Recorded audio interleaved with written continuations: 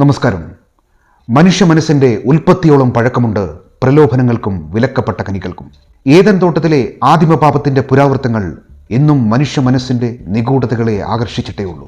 വികാരങ്ങളുടെയും വിലക്കുകളുടെയും ആ അതിർവരമ്പുകളെ വെള്ളിത്തിരിയുടെ മാസ്മരികതയിലേക്ക് പറിച്ചു നട്ട് മലയാള ചലച്ചിത്ര രംഗത്ത് സമാനതകളില്ലാത്ത ഭൂകമ്പം സൃഷ്ടിച്ച ഒരു ചിത്രമുണ്ട്.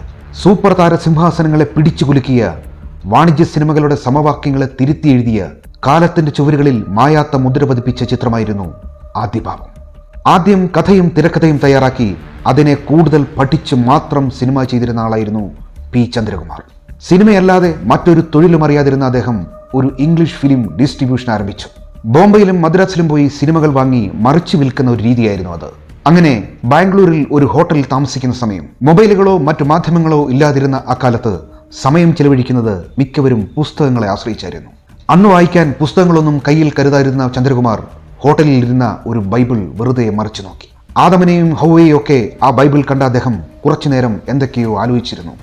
ആദമിനെയും ഹൗവയെയും കഥാപാത്രങ്ങളാക്കി ഇംഗ്ലീഷിൽ ആരൊക്കെയോ സിനിമ ചെയ്തിട്ടുണ്ട്. പക്ഷേ ഇന്ത്യയിൽ അങ്ങനെ ഒരു സിനിമ ആരും ചെയ്തിട്ടില്ല. ഒരു സെൻസേഷണൽ സിനിമയാക്കാനുള്ള എല്ലാ കാര്യങ്ങളും അതിലുണ്ടെന്ന് അദ്ദേഹം തിരിച്ചറിഞ്ഞു. അശ്ലീലമില്ലാതെ ആ ചിത്രം ചെയ്തെടുക്കാമെന്ന് ചന്ദ്രകുമാറിന് ഉറപ്പായിരുന്നു. ആ ആശയം പല സുഹൃത്തുക്കളുമായി പങ്കുവച്ചു. കുടുംബ ചിത്രങ്ങളും സൂപ്പർ ഹിറ്റ് സിനിമകളും ചെയ്തിരുന്ന ആളായതുകൊണ്ട് തന്നെ പലരും അദ്ദേഹത്തെ പിന്തിരിപ്പിക്കാൻ ശ്രമിച്ചു. കാരണം ആ ചിത്രം ഒരു സാധാരണ ചിത്രമായി ഇറക്കാൻ സാധിക്കില്ലായിരുന്നു. ഇന്ത്യയിൽ പോലും അത് ഷൂട്ട് ചെയ്യാൻ സാധിക്കില്ലെന്ന് അവരിൽ ചിലർ അഭിപ്രായപ്പെട്ടു. പക്ഷേ ചന്ദ്രകുമാർ തന്റെ തീരുമാനത്തിൽ ഉറച്ചു നിന്നു. അക്കാലത്ത് മലയാള സിനിമകൾ ദുബൈയിലേക്ക് വാങ്ങി വിൽക്കുന്ന ഒരു ഇടനിലക്കാരനായിരുന്നു തമിഴ് നടൻ ജീവയുടെ അച്ഛനായ RB ചൗധരി. ഒരിക്കൽ ചന്ദ്രകുമാറിനെ കാണാൻ ചെന്ന ചൗധരിയോട് തന്റെ പുതിയ പ്രോജക്റ്റിനെ കുറിച്ച് അദ്ദേഹം പറഞ്ഞു.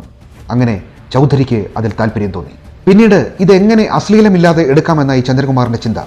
അപ്പോഴാണ് കുട്ടികളുടെ ബൈബിൾ എന്ന പേരിൽ ഒരു ചിത്രകഥ അദ്ദേഹത്തിന്റെ ശ്രദ്ധയിൽപ്പെട്ടത്. കുട്ടികളുടെ ബൈബിൾ ആയിരുന്നതുകൊണ്ട് തന്നെ വളരെ സൂക്ഷ്മമായാണ് അത് പ്രസിദ്ധീകരിക്കപ്പെട്ടത്. അതേ രീതി എന്തുകൊണ്ട് ഉപയോഗിച്ചുകൂടാ എന്ന ചിന്തയായി പിന്നീട് അദ്ദേഹത്തിന്. പുലർച്ചെ 5 മണി മുതൽ കാടിനുള്ളിൽ ഷൂട്ടിംഗ് ആരംഭിച്ചു. 12 പേരടങ്ങുന്ന ഒരു ചെറു സംഘം മാത്രമാണ് യൂണിറ്റിൽ ഉണ്ടായിരുന്നത്. വലിയ വലിയ ലൈറ്റുകളോ റിഫ്ലക്ടറുകളോ ഒന്നും ഉണ്ടായിരുന്നില്ല. യൂണിറ്റിൽ ഉണ്ടായിരുന്നവരുടെ വെള്ള മുണ്ടുകളാണ് റിഫ്ലക്ടറുകളായി ഉപയോഗിച്ചിരുന്നത്. ഏറ്റവും അത്ഭുതപ്പെടുത്തുന്ന കാര്യം ഈ ചിത്രത്തിന് തിരക്കഥയില്ലായിരുന്നു എന്നതാണ്.